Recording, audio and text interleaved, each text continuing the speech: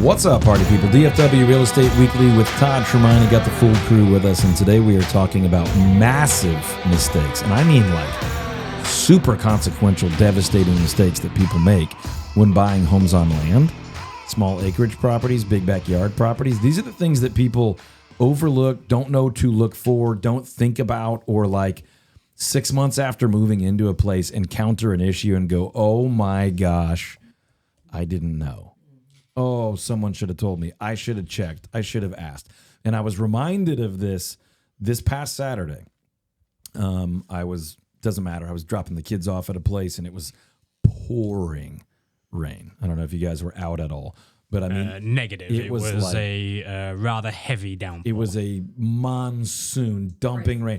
So much rain came so fast that this is the exact thought that came to mind. I actually went home, shot a video, and sent it to you, Courtney, that was like, we need to share this with our people. And it was about how water affects properties, how water moves on properties, how properties hold water or don't. I'm not even joking. I was driving down the road and I was watching inches of topsoil pour out of one of the last remaining farms in our area, just dumping into the roadway. The water was like 2.5 feet deep, of like chocolate milk rich. And I'm just thinking, this happens to people when they have the 3, 4, 5 acre backyard, even like the 3/4 acre neighborhood cul-de-sac corner lot, like just more property to deal with water on. Go ahead. It looks like you have a thought. No, I was just watching the storm drains, like just gurgling. They weren't taking water at all. So let me make my point really quickly, and then we can kind of riff on how this affects people, and I can make the point I was making on that video. But number one, if you have, this is why homes on land is different in this situation. Not always, but a lot of the times. So if you have a normal neighborhood developed lot, like that developer had to get a grading permit and there's drainage inspections. So it's highly unlikely that your water is going to have notable issues. Now, we've had clients over the years that have said, hey, my neighbor's sprinklers drain into my yard, and so someone may be talking about putting in a French drain or whatever. Mm-hmm. But multiply that times 4 or 8 or 12, your 5th acre or 1/4 acre lot is now 1 or 2 or 3 acres or more. And now you're going, okay, well, there's a big area in the back that just holds a ton of water. And then that turns into mosquitoes. And then all my neighbors are angry, whatever. Or, this water pools by my foundation. When it rains really, really, really bad, that neighborhood's water backflows up my ditch into my driveway and washes out all my gravel. All these things happen differently with acreage properties that are often, not always, not master planned, maybe have never been graded for residential use. It might be what's left of an old farm or ranch or larger acreage property. Now, there are some communities of like all the lots are 2 acres.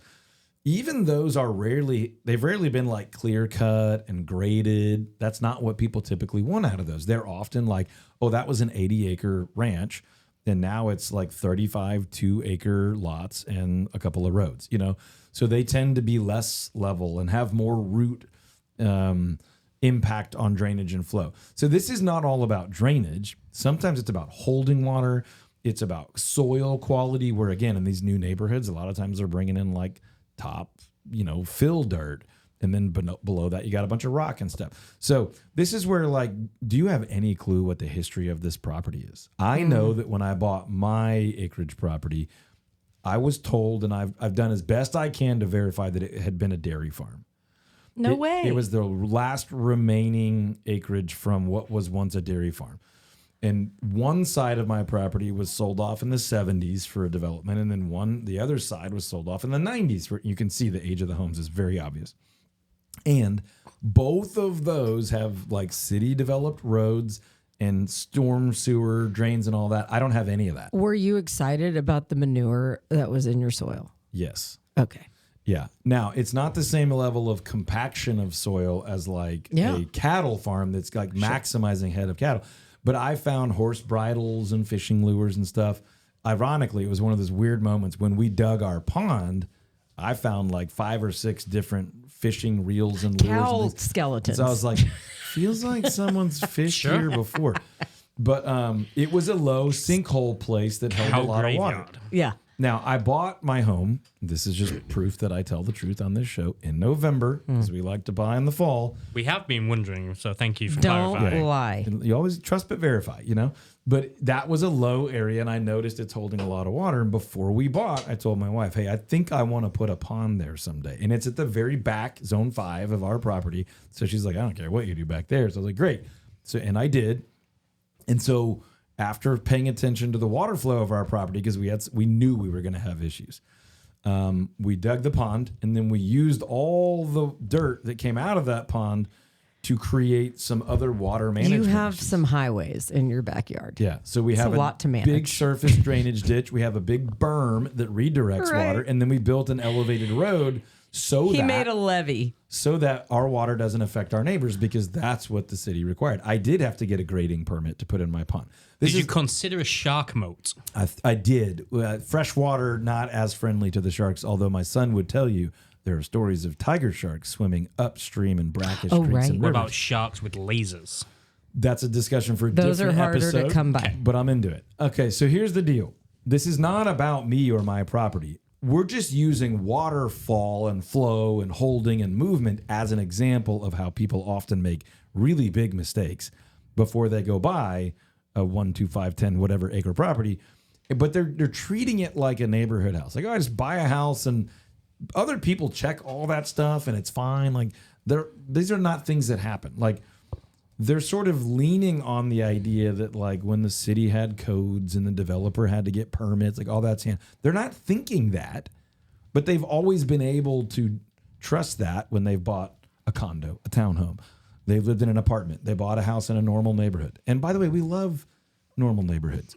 But when you are talking about buying or living in a home on more land, you are less and less likely to have all that regulation and inspection and survey. You might have septic. And where your septic tank is buried, at some point, someone once dug a big hole. You might have a well. You might not have gutters that flow out to concrete that flow out to a storm drain. You might just have a ditch out front. You might not have a ditch and need to think about it. You might have a pier and beam home where water wants to pool underneath the home. You might want a pond and fish. You might need to think about where to put that to handle drainage, but also to be an advantage. In the world of permaculture, which I'm a fan of, we say the problem is the solution. Okay, the problem is I got all this water sitting on my property. Well, how do I turn that into a solution? What's a solution for recreation and beauty and fish? Okay, so I'm going to make a pond. But you might need to think about pumps. You might need to think about adding some concrete, adding some drainage ditches. What are you doing with your gutter downspouts? Do you want to capture that water? Some cities and counties will not let you do rainwater catchment off of a roof and gutters. Others will. A lot of people just don't ask. So what the crazy amount of rain we had made me think of this as I watched people literally just having their properties within like 30 minutes go full flood zone. Not official flood zone, but you know what I mean. I don't live on a home on land, but we back up to a creek in our neighborhood, and our home was built a little elevated, and it has a wall because the creek, when we have a rain like that, will just bust open. Yep. And now, that's it's a like perfect got a bunch of area that just gets flooded. Perfect example, and we helped you buy it. So obviously that wasn't like a surprise to you later, but because a developer built that neighborhood, the city required that retaining wall or bulkhead or whatever it is, and the amount of elevation, and they had to look at what's the 30-year, 100-year flood map. You got to be above that. The point is, and we're only talking about water as an example. This could be wind, this could be light movement, this could be electrical access, things like, could I add solar? Could I have chickens? Just different ways to assess when you have acreage or a bigger lot. And we're using water as that example that people make terrible mistakes. You buy a house in summer, your agent doesn't suggest that you check it. You don't check it. You don't think of it. The whole time you're viewing it, inspecting it, buying it, crazy rain like this never happens. And then you move in and 2 days later, you get one of these 2-inch rains in one day, big Texas thunderstorm. And you're going, oh no, the patio's flooding, blah, blah, blah. Now, there are disclosures where the previous owner would have to tell you, like, has the kitchen flooded? But they, at no point, if you ask, do you know that my yard is half underwater and then it's soggy for 3 weeks. So this is just an example of why you need expertise, why you need to slow down and be cautious, and why you need to acknowledge that acreage property, big backyard property is different when buying, selling, and enjoying it. And if you ever need help with that, that is one of the 2 things we love to do most and specialize in, and have agents and have the information and have the resources for you to think about these things.